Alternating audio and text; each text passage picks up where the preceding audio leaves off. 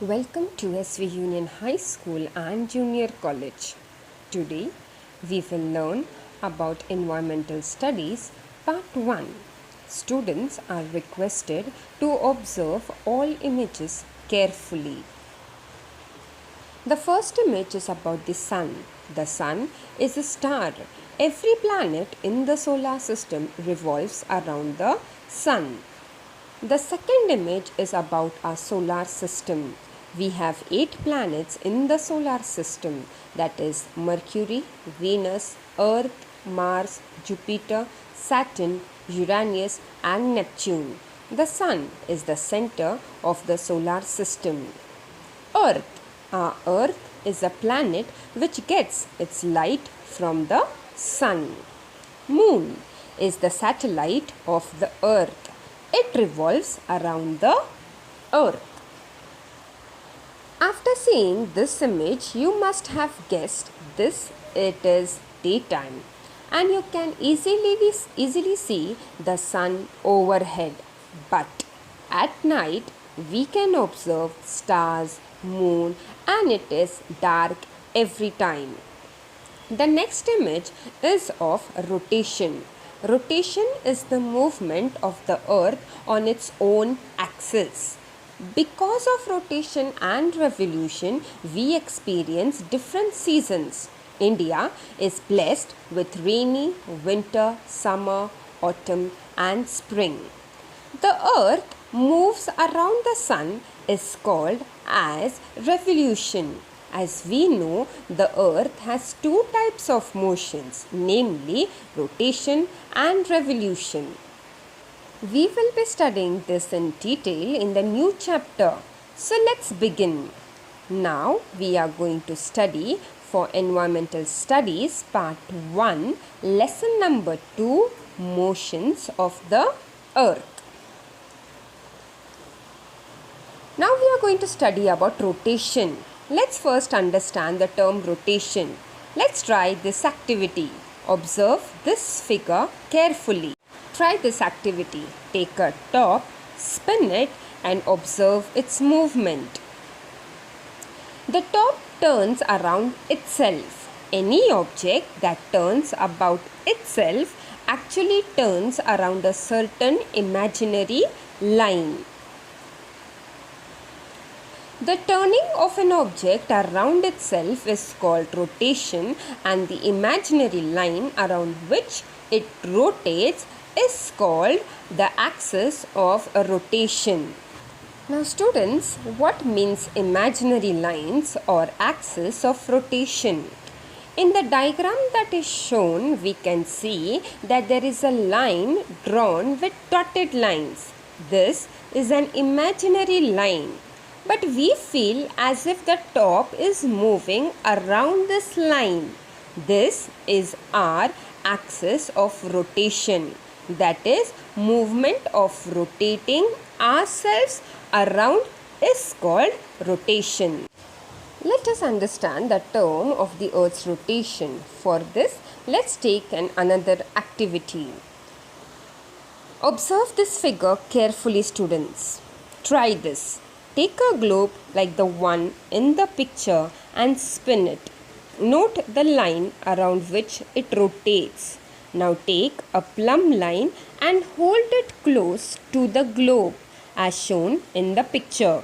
If you cannot get a plumb line, students tie a long thread to an eraser and make one. The Earth's rotation. You will see that the plumb line and the Earth's axis are at an angle to each other. That is, the Earth's axis is inclined. Now students, what is the meaning inclined?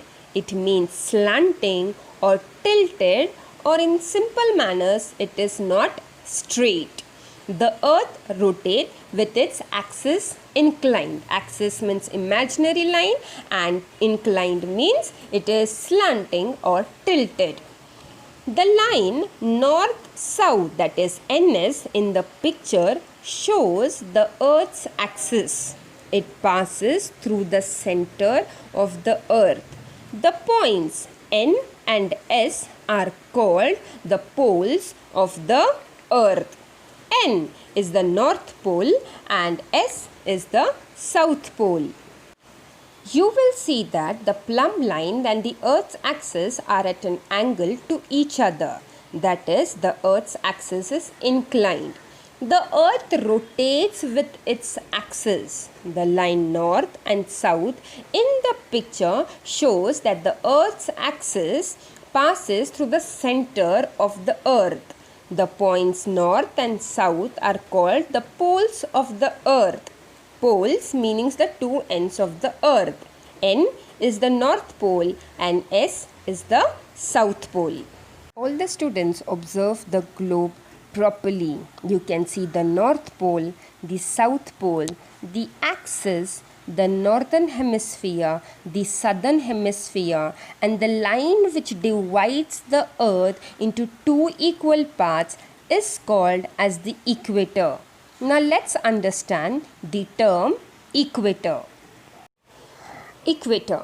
If a circle were drawn around the surface of the earth exactly in between the north and south poles, it would divide the earth into two equal parts. See here, North Pole, South Pole, it divides the earth into two equal parts. That is called as an equator. Observe this image which is given in front of you. The earth is divided into two parts. One is North Pole, second is South Pole. The imaginary line which divides the earth is called as an equator. Let's see this in detail. If a circle were drawn around the surface of the earth exactly in between the north and the south poles, it would divide the earth into two equal parts. This imaginary circle is called the equator. You can see the earth is divided into two parts. The two equal parts it makes of the earth are called the northern hemisphere and the southern hemisphere respectively. Now students, let's come to the next activity. Look at this ball. The side of the ball facing the torch receives light while the opposite side remains dark. Or vice versa, try this. Stand a candle in the middle of a large table. Draw a big circle around the candle. Place a globe at any point on this circle. Light the candle. See that it is dark in the room. Suppose that the candle is the sun. Observe which part of the globe gets the sun's light and which one does not. Now, looking at the globe from the direction of the North Pole, turn it anti-clockwise. Anti-clockwise direction means opposite direction. So, we notice that the earth rotates from west to east. As the earth rotates, its different parts come into the light of the sun one after the other and turn away from it also in the same order. So we notice that as one place comes in front at the sun, it rotates and the next part of the earth comes in front of the light. That is how each part of the earth gets sunlight. Now let's observe the next figure, that is sunset and sunrise. Let's do one more activity. Stick a red bindi on the globe. Turn the globe anti-clockwise. Note when it is sunrise, noon, sunset at the location of the bindi. After one sunrise, note when the next one occurs at the bindi. You will see that this happens when the earth completes one rotation. That is, when it makes one complete turn around itself.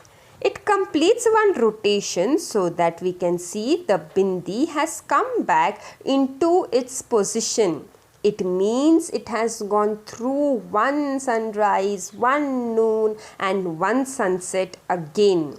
When it turns, the process continues. The process goes on on and on as the earth rotates around itself. This tells us the period of the time that the earth takes. Repeat once again. This period of time that the earth takes to complete one rotation is called a day. A day has two parts, daytime and nighttime, or simply day and night. For the purpose of measuring time, we divide the whole day into 24 parts, each of which is called an hour. So we have 24 hours in a day. The earth receives light from the sun due to its spherical shape of the earth. Only half of it gets light from the sun at a time. The portion facing the sun experiences day, while the other half away from the sun experiences night. Let's revise what we have studied today. The rotation of the earth gives rise to day and night. The revolution of the earth and the inclination of its axis gives rise to the cycle of the season. The rotation of the earth causes day and night. The revolution of the earth around the sun and its inclined axis causes the seasons. The revolution of the moon around the earth gives rise to the phases of the moon. This we will be studying in the next half part. Thank you, students.